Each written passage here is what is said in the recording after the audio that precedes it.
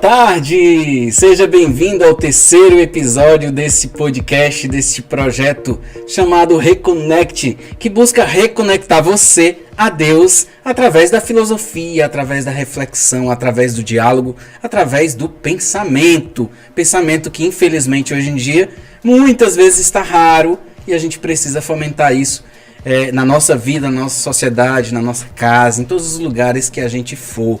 E aí, eu tenho aqui um convidado, que na verdade não é o convidado, é o mentor. A gente estava falando de mentoria aqui nos bastidores, né? É o mentor desse projeto, é o Robson Xavier, Robson Nascimento. Então ele é famoso. Quando ele é escritor, chamam ele de um jeito. Quando ele é formador, chamam ele de um jeito. O homem é professor, o homem é tudo de bom, né? E a gente falou isso no primeiro episódio. A gente dialoga aqui sobre diversos assuntos, à luz da palavra de Deus, é claro. E aí no primeiro episódio a gente falou muitas coisas, falamos sobre, inclusive sobre armas, falamos sobre liberdade. No segundo episódio a gente falou um pouquinho sobre o que a gente pode aprender com o Atos dos Apóstolos, né? Foi uma provocação que surgiu no primeiro episódio, e aí no segundo episódio a gente trouxe essa ideia de comunidade, primeira comunidade, o que a gente pode trazer para nós hoje. E hoje, no terceiro episódio, a gente vai dar continuidade nessa série de 3 episódios no mês de setembro, falando sobre a Bíblia, sobre o contexto bíblico. E hoje a gente vai falar um pouquinho, continuar nessa questão do Atos dos Apóstolos, mas olhando para o que é ideal como sociedade. Como é que eles viviam, mas o que seria ideal para que a gente vivesse hoje? É diferente, né, Robson? Sim. Atos dos Apóstolos é uma época, nós vivemos em outra, sim. Mas tem uma relação. Com certeza.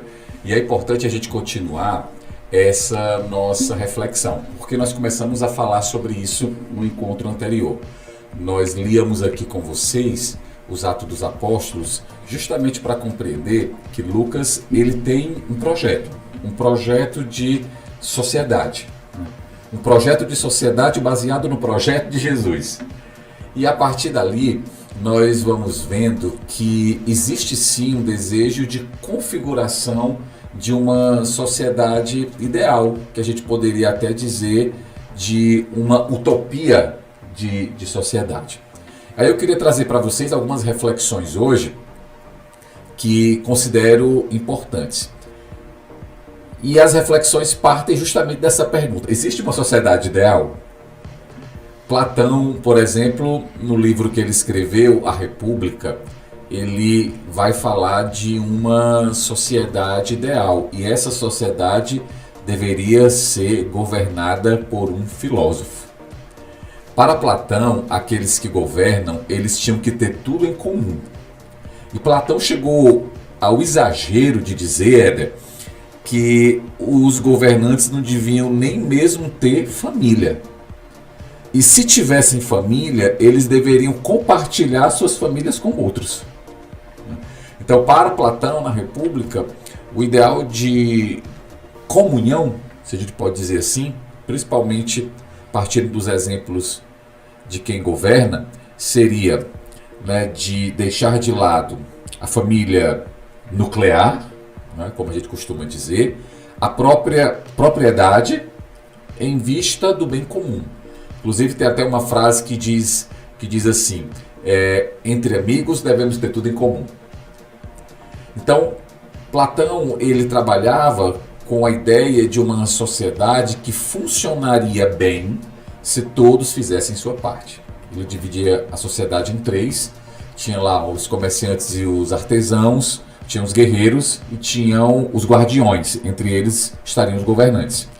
Então, para que a sociedade funcionasse bem, era necessário que todos cumprissem o seu papel. Todos procurassem se organizar. E aí nós vamos vendo também Platão, ele falar daquilo que os estudiosos chamam das ondas de Platão, né? Uma delas já mencionei, que era a comunhão, as pessoas deviam ter tudo em comum. Uma ideia de que homens e mulheres deviam ter mesmos direitos, inclusive de estudar e guerrear, né?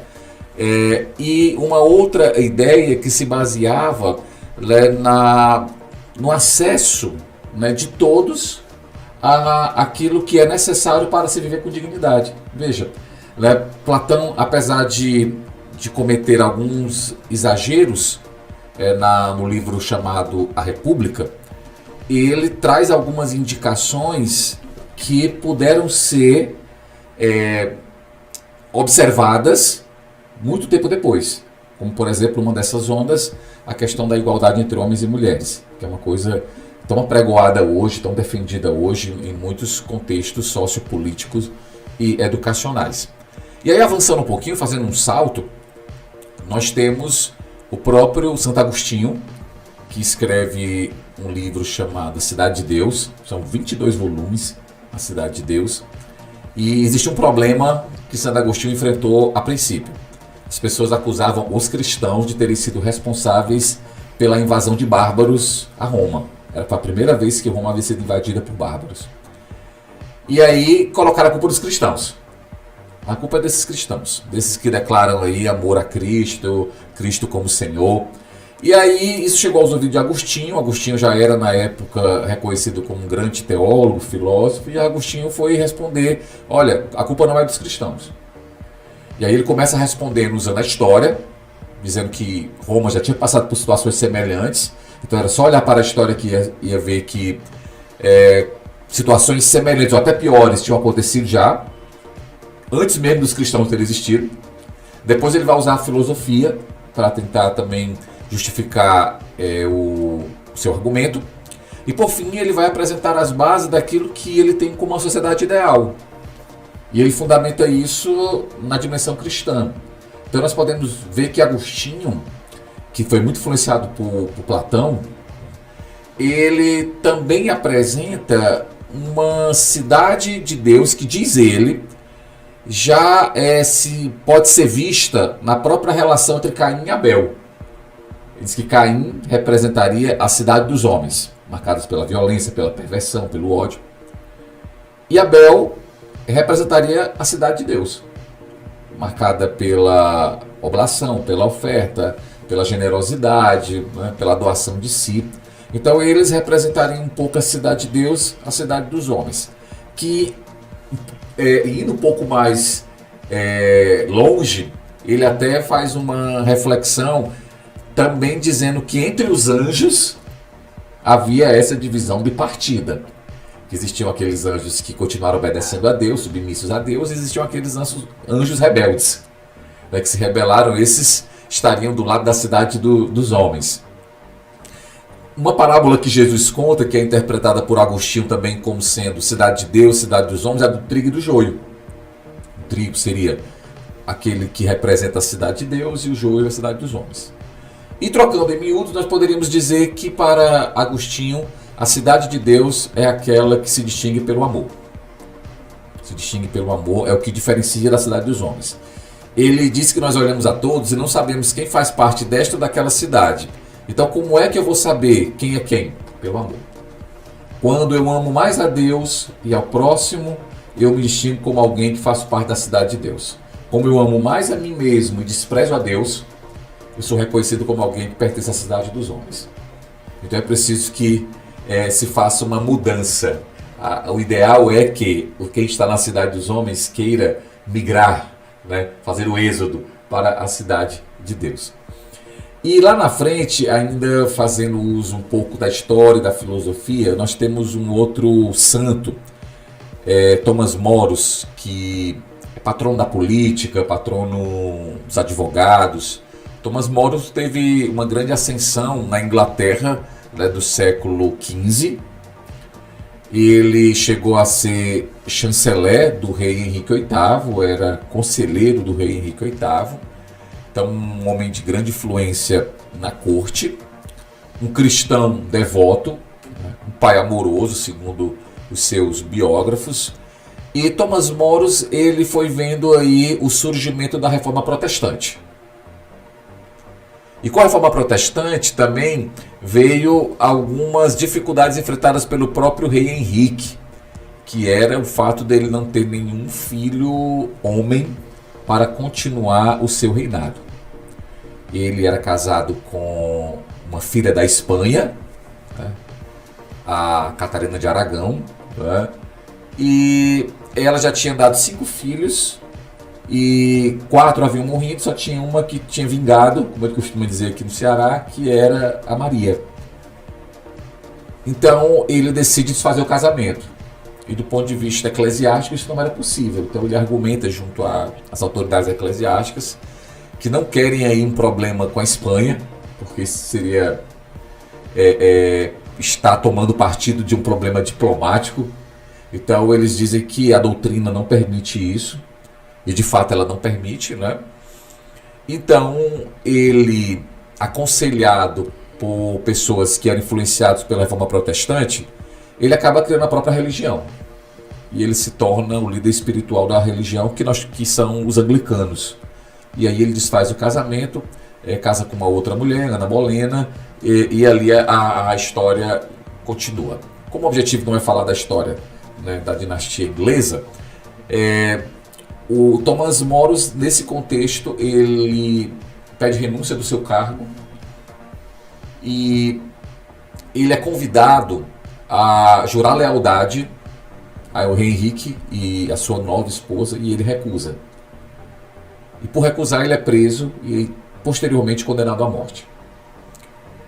Em 1934, o Thomas Moros foi proclamado santo, proclamado mártir da fé, por ter permanecido convicto dos seus ideais cristãos. Mas fazendo esse breve resumo da biografia, para dizer que ele se tornou célebre, inclusive reconhecido por muitos como um dos grandes literários da Inglaterra, por causa de um livro chamado A Utopia, onde ele fala de uma ilha, né, governada por um rei, aonde nesta ilha havia uma sociedade ideal.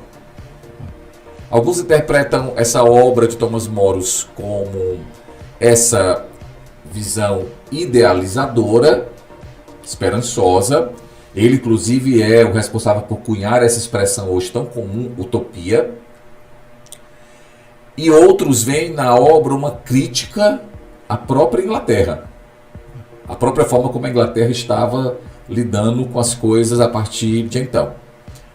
E no livro A Utopia, ele vai dizer justamente que a sociedade ideal é aquela sociedade onde os camponeses eles têm o direito de plantar, de colher, né, e de viver do seu trabalho, onde os impostos eles não têm uma sobrecarga, onde a fome e a miséria não existe, e as pessoas elas lutam contra as intolerâncias.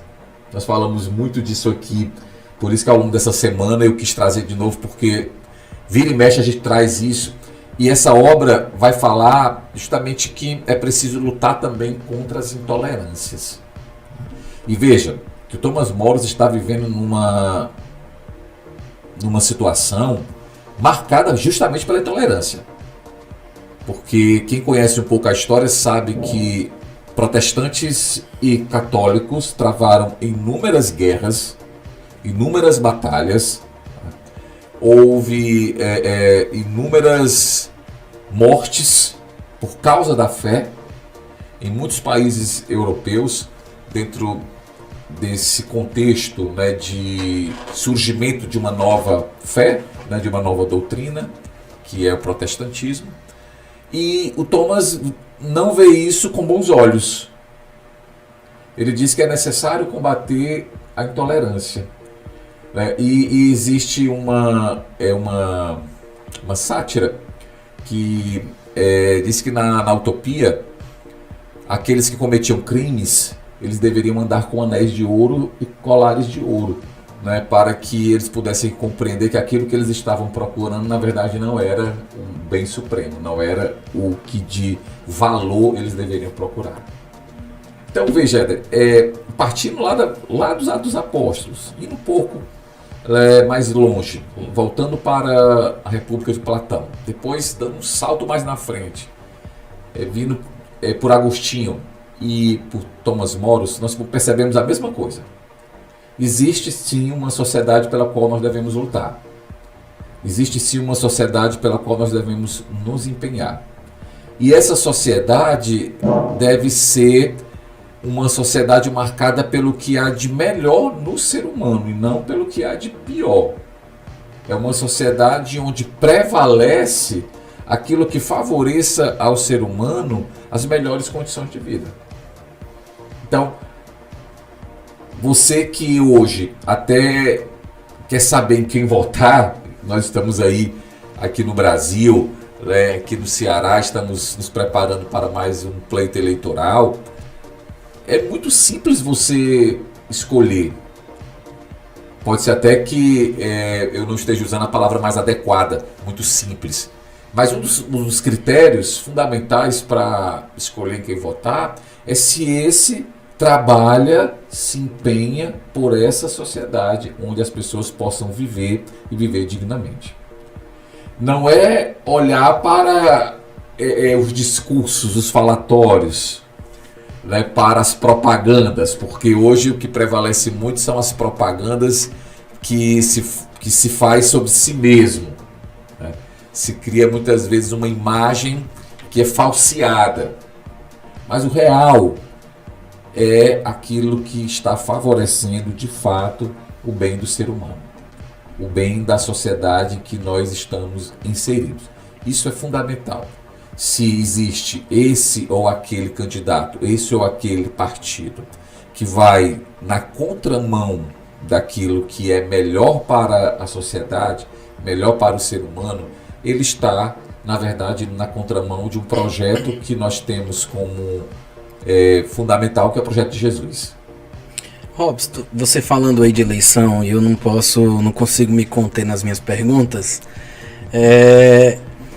Eu vendo algumas propagandas políticas, né? Porque a gente também nesse tempo vive bombardeado nas redes sociais, na TV, em qualquer lugar que a gente estiver, a gente vai ter acesso aos discursos, como você falou, né? Não é só de discurso que vive a política, mas justamente é só o que tem, né? Inclusive sobram. E aí eu te pergunto, como cristão, você é filósofo, é professor, enfim, é um entusiasta, como você acabou de falar, de uma sociedade ideal, nesse sentido de que existe e a gente deve lutar por isso. Eu te pergunto, quando a gente vê determinados discursos, é suficiente, como cristão, eu simplesmente votar numa pessoa que, claro, eu não estou tirando as outras pessoas do foco, mas, enfim, de um determinado discurso que diz: eu sou a favor da vida, eu sou contra a ideologia de gênero, ponto. Só isso legitimaria meu voto? Ou essa pessoa tem que buscar muito mais do que isso? Porque, tipo assim, o que é que eu penso quando eu escuto esse tipo de discurso? Eu tô falando isso num contexto cristão, né? Tipo assim, eu acho que isso é o mínimo. Assim, sabe, não é nada demais. Tipo, todo cristão, ele é a favor da vida. Não tem um cristão que não seja. Sim. A não ser aqueles que pregam violência. Sim. Que também existem. Né? Que você acabou de falar, tem cristãos que mataram aí entre si, evangélicos, católicos e etc. Entre reformas e contra-reformas da vida, muitas pessoas se perderam, né? Então, esse tipo de violência não é uma visão cristã. Né? E você falando de utopia, só me vinha na cabeça, que eu acho que quem está assistindo talvez vinha também, Padre Zezinho, né? Quando ele diz que pode chamar de utopia, aí se eu chamo é paz, né? Então a cidade ideal seria uma cidade onde todos vivessem a paz, né? Vivessem em paz. Se hoje, na sociedade, a gente não está conseguindo viver em paz, quer dizer que ela não está boa. Sim. Né? Sim. Então, para a gente buscar uma sociedade ideal, uma sociedade boa, basta que o cristão abra a boca e diga: eu vou ser a favor da vida, eu vou ser a favor da vida. Não é que eu vá lutar ou buscar que todos sejam. Né? Eu sou a favor da vida e eu sou contra a ideologia de gênero. Só isso é suficiente. Muito bem. Olha, quando você falava, Éder, eu refletia assim, que existe na sociedade males e males. O que é que eu estou querendo dizer? Que existem aqueles males que atingem em primeiro lugar o próprio ser humano na sua dignidade fundamental. Jesus disse: eu vim para que todos tenham vida e vida em abundância. E quando ele diz isso, ele está querendo dizer que as condições básicas de vida de qualquer ser humano devem ser preservadas. Haja vista que quando nós rezamos o Pai Nosso, a gente reza com o desejo de que o pão nosso possa estar em nossas mesas. O pão nosso de cada dia nos dai hoje. Então, um dos pedidos do Pai Nosso é algo material. É algo que é fundamental para que possamos viver bem e viver com dignidade. Portanto, a primeira coisa que devemos lutar substancialmente é para favorecer as condições básicas de qualquer ser humano. Aí alguém pode se perguntar, quais são as condições básicas? A mais elementar, sem dúvida, é de alimentação. É a mais elementar. É por isso que Jesus, tão profeticamente no Pai Nosso, nos insiste que todos os dias relembremos, olha, o pão nosso de cada dia nos dai hoje. Então a fome e a miséria, sem dúvida, são um grande pecado que grita aos céus. E aquilo que São João Paulo II dizia, é um pecado social da qual todos nós temos também a nossa parcela de contribuição. Então, nós podemos olhar para esta realidade da fome e da miséria, e as pesquisas indicam que o Brasil ele tem voltado para esse mapa, o mapa da fome e da miséria. Essa é uma realidade dramática, que qualquer governante precisa enfrentar isso com muito entusiasmo. E aí existem outras realidades também que são fundamentais. Podemos mencionar moradia, saúde, educação, lazer. Então são questões que inclusive são previstas na nossa Constituição, que devem ser asseguradas pelo poder público a todo cidadão. Então essas são as condições básicas que o governante ele precisa estar atento para desenvolver. Inclusive, quando nós medimos o IDH, o Índice de Desenvolvimento Humano, nós partimos dessas condições, né, básicas para saber como é que as pessoas estão vivendo naquele lugar. E aí nós podemos constatar no Brasil os males da fome, da miséria, moradores de rua, da falta de atendimento hospitalar básico, né, de escolas precárias. Então, nós podemos ver males que estão diretamente ligados à falta dessas condições mínimas para viver com dignidade. Então, eis aí os primeiros males. Quando eu digo que defendo a vida, então é preciso que estas questões estejam também levadas em conta. Seria defender a vida em todo o seu âmbito de vida, né? E não somente, por exemplo, a questão do nascituro. Isso. Depois que nasce também. Isso. É por isso que essa questão, às vezes, essa discussão, ela pode parecer em algumas circunstâncias muito superficial. E aí eu vou dizer, existem outros males. E nós vemos muitas vezes cristãos que se colocam como candidatos, né, e dizem assim, eu sou a favor da vida. Na verdade, nenhum de nós deveria usar o nome cristão e dizer o contrário disso. Né? Nenhum de nós deveria dizer sou cristão e sou contra a vida. Mas o problema é a prática. Você é a favor da vida, mas você apoia determinadas situações que são contrárias ao favorecimento da vida, por exemplo. Então é uma contradição. O ser cristão implica para mim, né, defender a vida em todas as suas circunstâncias. E um outro mal que também não podemos deixar de mencionar e que está aí como plataforma de muitos legisladores e também candidatos ao executivo, que é a questão, por exemplo, do aborto e da ideologia de gênero.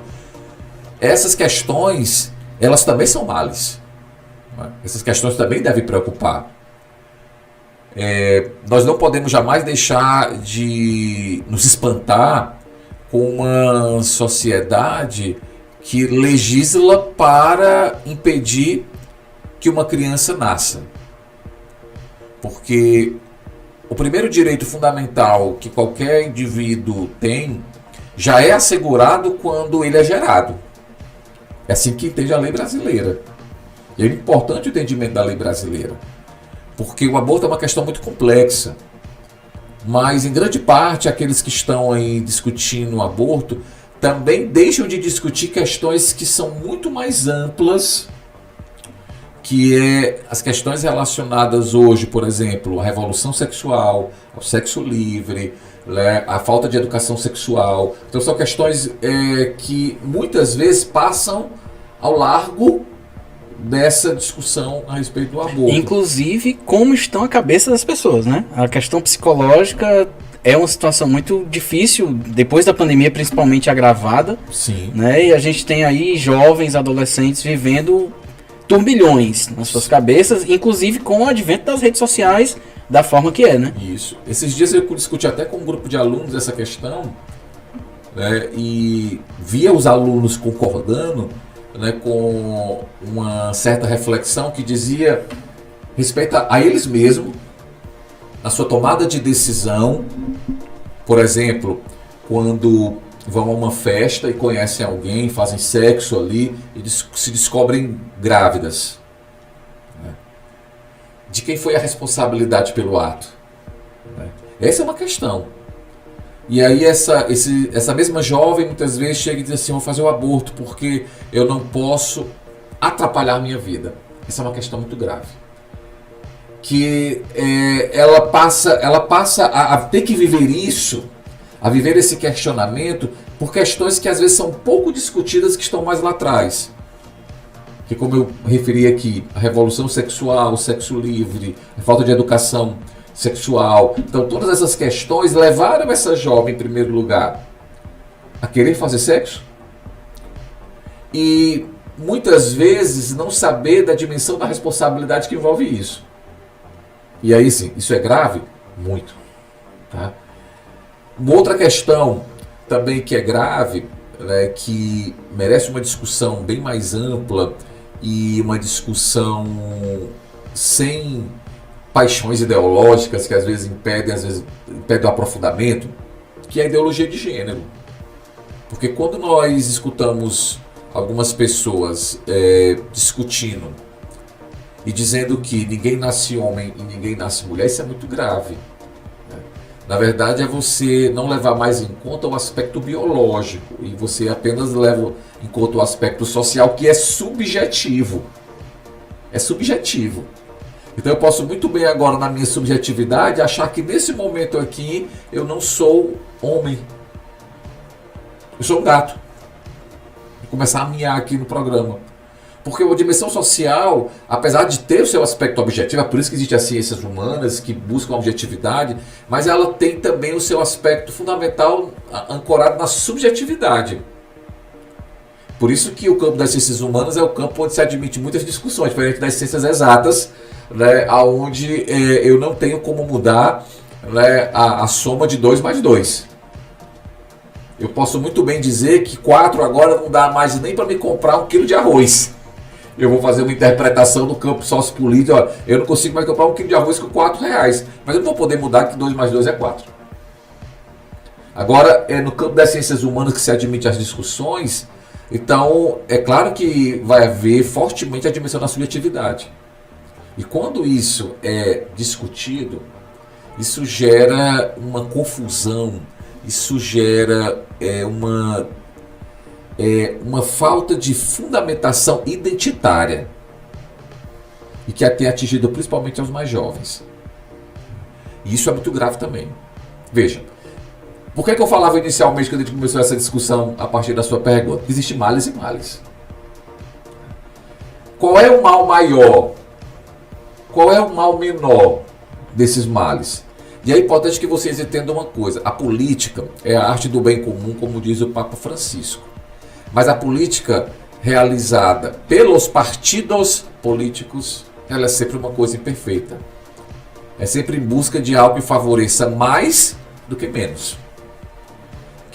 Que procure tornar melhor a vida das pessoas do que pior.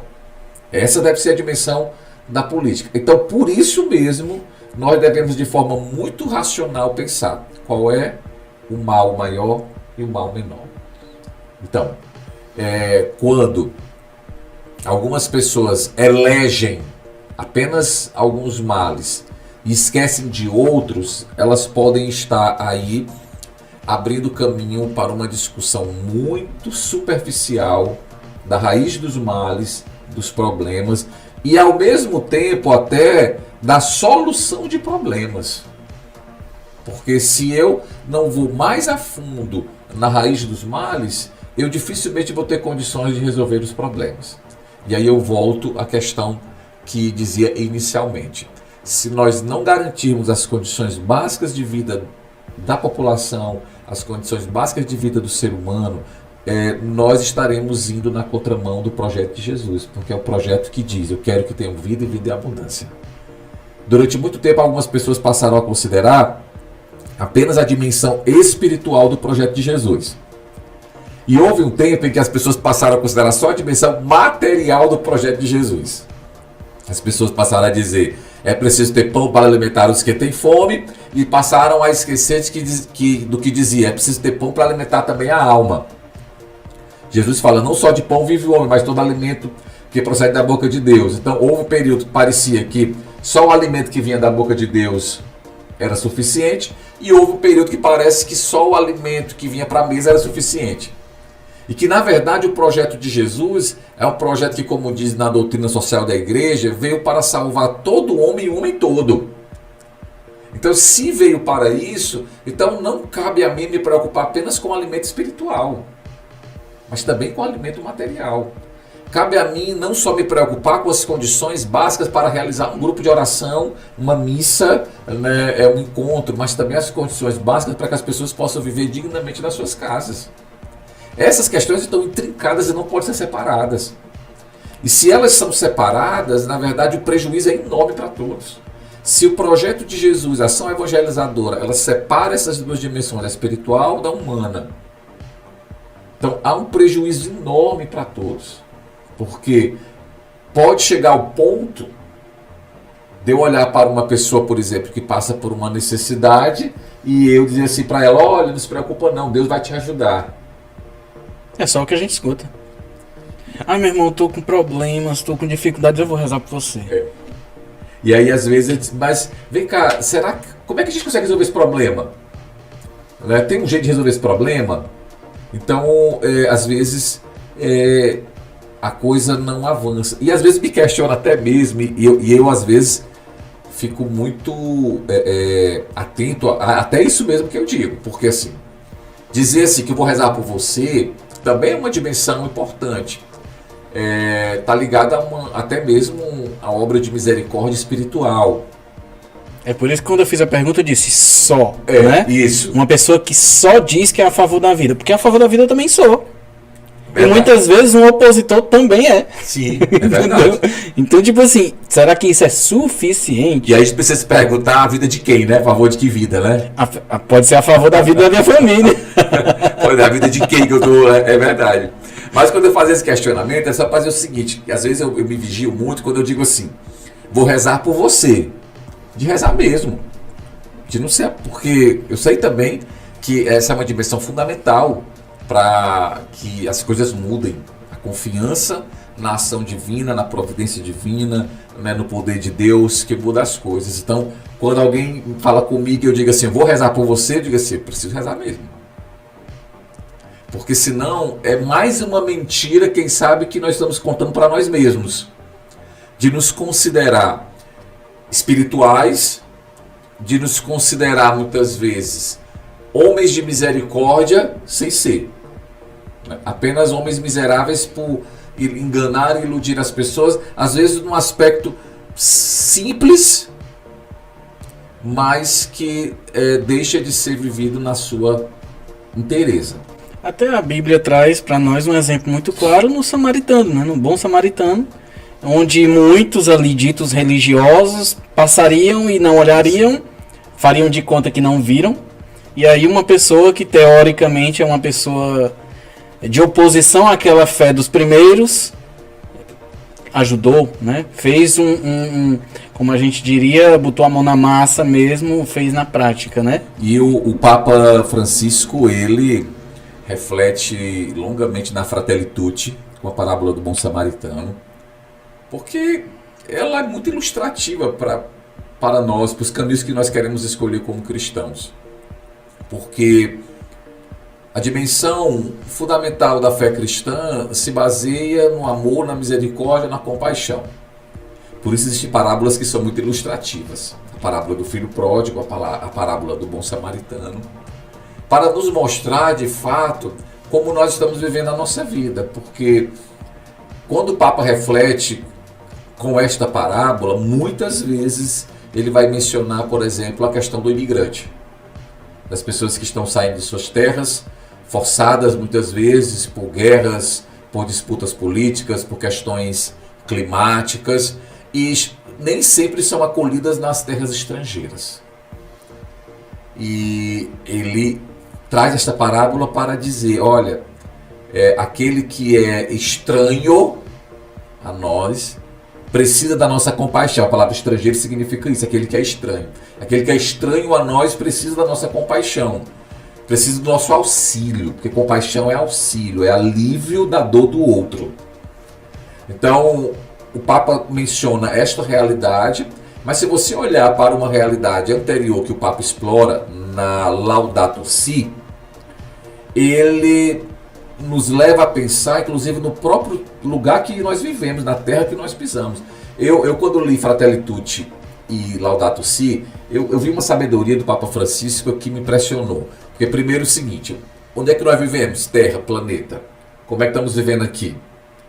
Preciso cuidar. Aí vem aquele conceito de casa comum, de cuidado, espiritualidade ecológica, né? Todos esses conceitos para aprendermos a viver bem no lugar que é de responsabilidade de todos. Só que eu não vivo aqui sozinho, eu vivo com você, eu vivo com os nossos amigos que estão acompanhando agora esse podcast. Agora, como é que eu estou vivendo com estas pessoas? Aí é a Fratelli Tutti. Fratello, irmão, como é que nós estamos nos reconhecendo? Veja que sabedoria. O lugar seria como se eu olhasse para a minha casa e diga, olha, eu tenho que ajeitar esse telhado, eu tenho que pintar essa parede, eu vou ter que ajeitar essa janela, vou ter que trocar essa cama aqui, essa rede, para poder ter uma melhor condição de viver dentro da minha casa. Mas como é que eu estou lidando com a minha esposa, com meus filhos? Então, um outro passo fundamental também. Um depende do outro e um não pode existir sem o outro. E aí eu volto à parábola do bom samaritano. Como é que nós estamos lidando com o outro? Como é que nós estamos olhando para o outro? Porque isso já é um movimento importante, porque eu estou deixando de lado a indiferença. A indiferença é um dos grandes males do século XXI. Porque a indiferença faz com que eu viva esquecendo de que outros vivem. A diferença faz com que eu feche os olhos voluntariamente ou involuntariamente para não ver o que está acontecendo ao meu redor.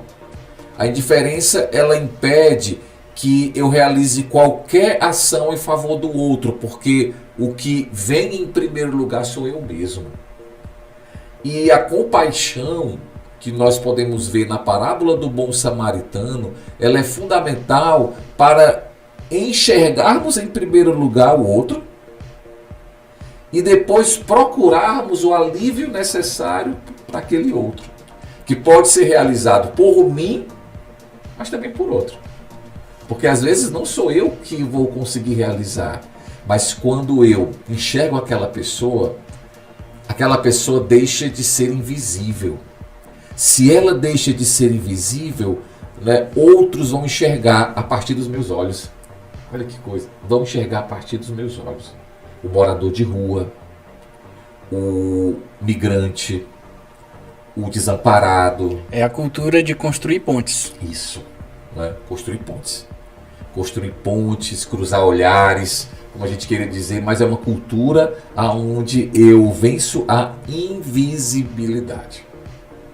Para poder, assim, perceber o outro. Esse é um grande passo. E é por isso que Jesus, em alguns momentos, nos ensina de forma fabulosa. Ele entra na casa da sogra de Pedro e ele toca na sogra de Pedro. Ele se aproxima e ele toca na sogra de Pedro. Ele, no meio da multidão, ele percebe que alguém tocou nele, aquela mulher, alguém me tocou. Ora, e os apóstolos, mas essa multidão toda aqui, como é que o senhor quer... Não, alguém me tocou. Né? E ele enxerga aquela mulher. Né? E você vê Zaqueu em cima de uma árvore, baixinho, tinha muita gente, mas ele olha e vê aquilo, vem cá, desce.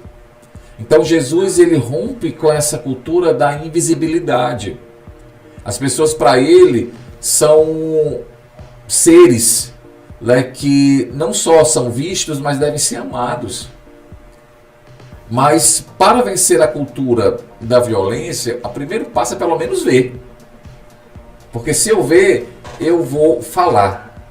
Né? É aquilo que, por exemplo, nós estamos vendo com relação às redes sociais, né? Então, as redes sociais dão visibilidade. Nós estamos, por exemplo, com esse projeto aqui, procurando dar visibilidade a uma reflexão. E isso é importante para que, assim, a proposta que trazemos no coração possa chegar a outras casas, a outros lugares, a outras pessoas. Estamos tornando visível. E é preciso quebrar a cultura da invisibilidade. Tem até um padre que eu conhecia, ele dizia muito assim, de que primeiro a questão da palavra oração, né, que é necessário orar e agir, né, ação, tomar uma atitude. E outra coisa que ele dizia era a questão de que uma pessoa com fome e com o bucho vazio não vai se levantar para ir para a igreja. Sim, sim. Né? Então eu preciso cuidar dessas duas áreas da vida, o espiritual, mas eu também preciso cuidar das outras áreas para que aquela pessoa esteja bem. Sim. Não somente para agradecer, mas também para compartilhar, para estar junto, né? Para viver a comunhão, para viver a comunidade, que é algo muito importante, né? Sem dúvida. E aí, inclusive, você falava no primeiro episódio sobre essa importância, né? De viver em comunidade, né? E a questão é, a gente também não tem mais muito tempo, o horário aqui, eu estou olhando aqui para a hora. E assim, você começou falando de eleição.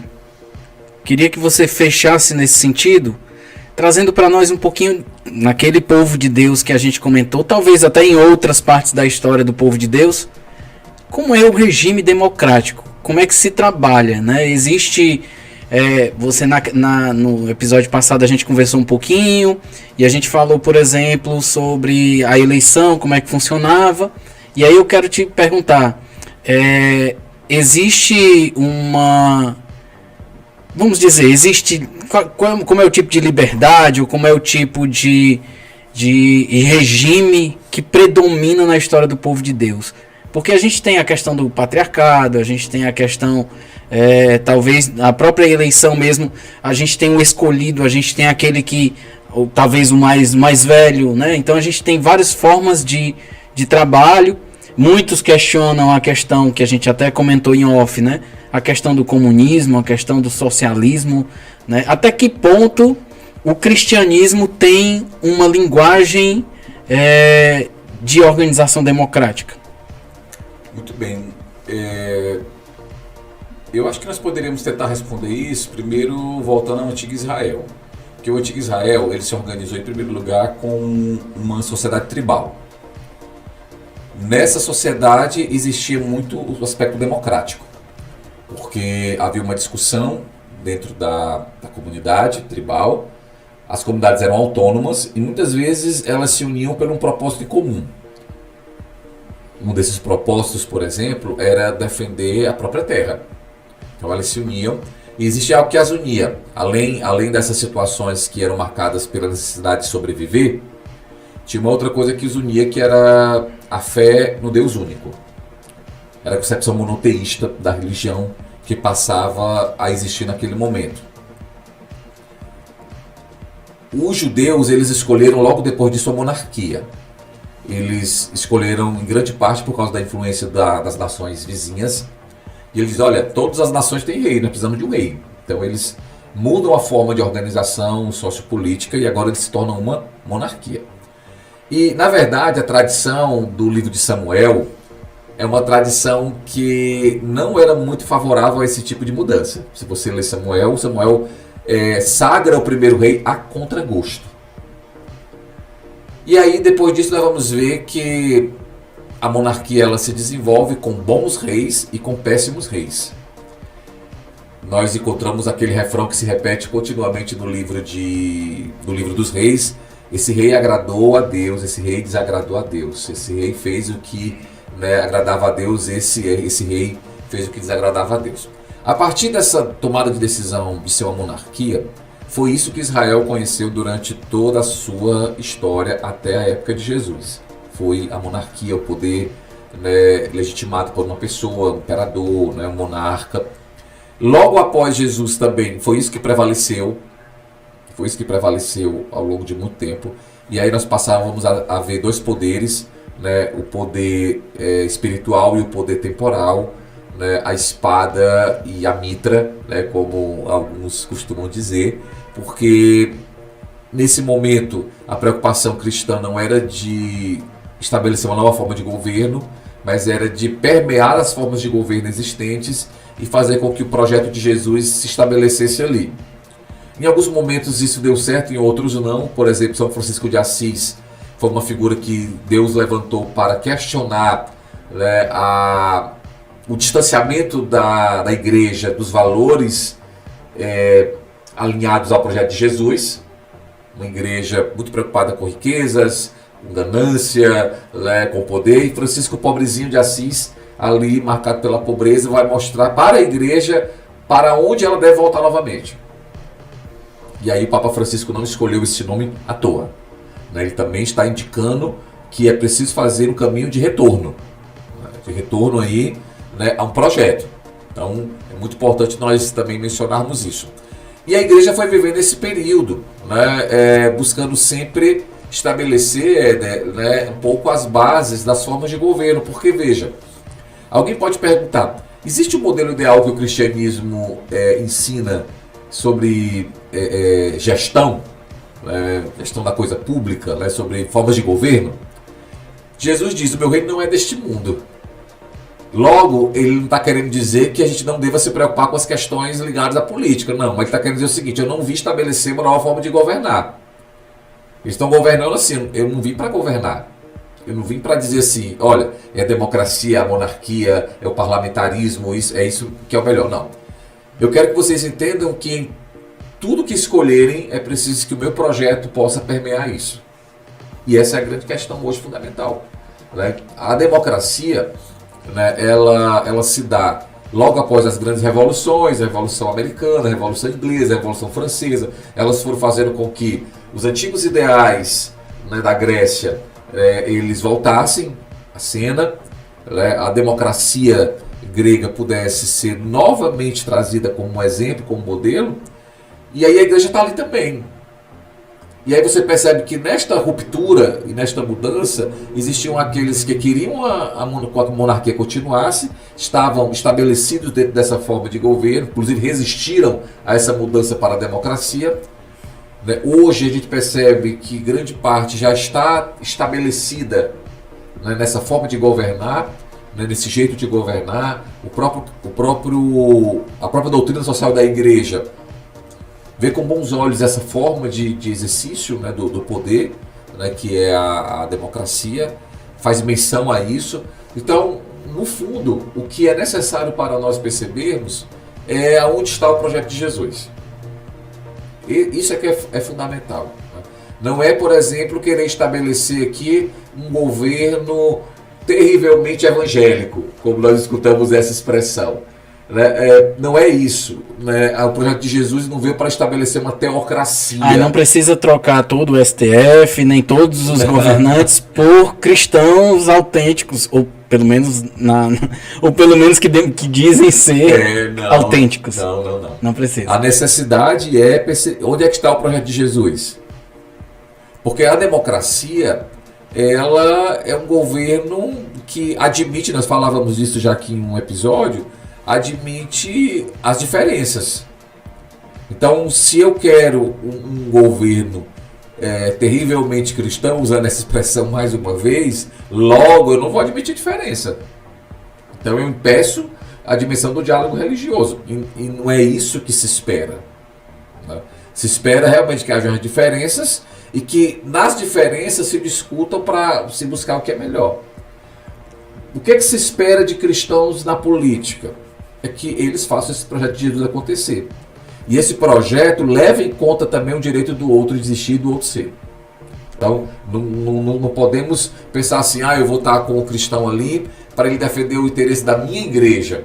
Hoje nós temos, né, uma forte bancada, né, que é resultado de um projeto organizado, né, do movimento evangélico para ter gente no poder, para defender os interesses deles mesmo. Porque muitas igrejas evangélicas, elas são empresas, né? Elas têm uma teologia que se fundamenta no enriquecimento. Então, se é assim, quanto mais poder, mais eu vou favorecer o benefício de lucrar.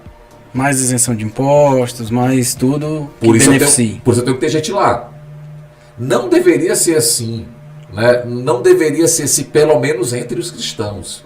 É compreensível até mesmo que a bancada da bala, a bancada do boi, né, que pessoas ligadas a movimentos sindicais estejam lá e defendam seus interesses particulares.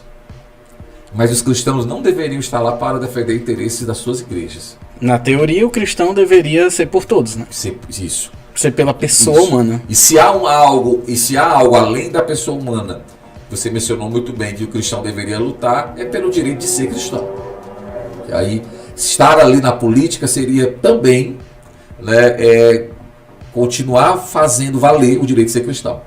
Porque estamos vendo, infelizmente, exemplos por aí como na Nicarágua, né, onde governantes estão impedindo, né, os cristãos de ser, né, cristão, de exercer a sua liberdade. Tolhendo, né, impedindo, prendendo, né, expulsando do país pessoas que professam sua fé cristã e que entraram, vamos dizer assim, em conflito com o poder que governa hoje no momento. Então, isso também deve ser uma preocupação dos cristãos. Mas aí eu quero terminar dizendo que não deveria ser uma preocupação apenas de fazer com que a minha voz continue sendo ouvida, mas que a voz de outros também possa ser ouvidas. Que eles possam também dizer o que pensam, possam manifestar a forma que creem, né, para podermos assim construir uma sociedade marcada pela pluralidade. Então, o político cristão, teoricamente, deveria ser o responsável pelo diálogo? Deve mediar o diálogo. Porque a gente começou aqui falando da questão da defesa da vida, por exemplo. Se tem um nicho de pessoas que defendem, por exemplo, o aborto, esse cristão deve simplesmente pisar em cima e ser um ditador, ou ele deve ouvir as questões e tentar mediar para de repente tentar fazer algo que não necessariamente agrade a todos, porque não vai dar, mas que haja algum tipo de escuta, diálogo e chegar num senso comum? O caminho que nós já apresentamos aqui no episódio 2, inclusive pode ouvir depois aí, é esse, é o caminho do diálogo, é o da escuta. O resultado do diálogo da escuta nem sempre vai ser favorável a todos. Essa é uma questão também que a gente precisa dizer. Quando nós falamos de que vivemos numa sociedade de pluralidade, também precisamos apresentar que essa sociedade é uma sociedade onde as pessoas elas vão estar insatisfeitas com formas de viver. Não estão insatisfeitas. Agora mesmo na eleição tem gente que está satisfeito com a forma de governar e outros que não, que querem mudança. É um direito. E aí pode ser que no final, na segunda-feira, né, estejamos aí felizes, outros tristes, né, com o resultado. É algo que precisa ser admitido. Então, a partir do momento que eu medio o diálogo, que eu medio a escuta, que eu converso, eu preciso entender também que pode ser que no final das contas hajam posicionamentos que sejam mais favoráveis ou menos favoráveis ao que eu penso, ao que eu acredito. Por isso que o diálogo é uma arte. E sabendo que as coisas podem ser menos favoráveis a mim, não deve me impedir de mesmo assim dialogar. Então essa é uma questão. Seja para tratar de questões delicadas, como aborto, ideologia de gênero, união homoafetiva, seja para tratar de outras questões mais simples. Se deve buscar, né, essa mediação, se deve buscar a acolhida, se deve buscar sempre a dimensão misericordiosa, sem deixar de lado também a dimensão da justiça, para que assim criemos uma sociedade da tolerância. As pessoas às vezes não sabem o que é tolerância. Elas acham que tolerar é admitir que a pessoa ela age de qualquer forma. Isso não é tolerância. Tolerância é você permitir que o outro seja, né? Mesmo que haja aí diferença e eu consiga, com essas diferenças, caminhar lado a lado.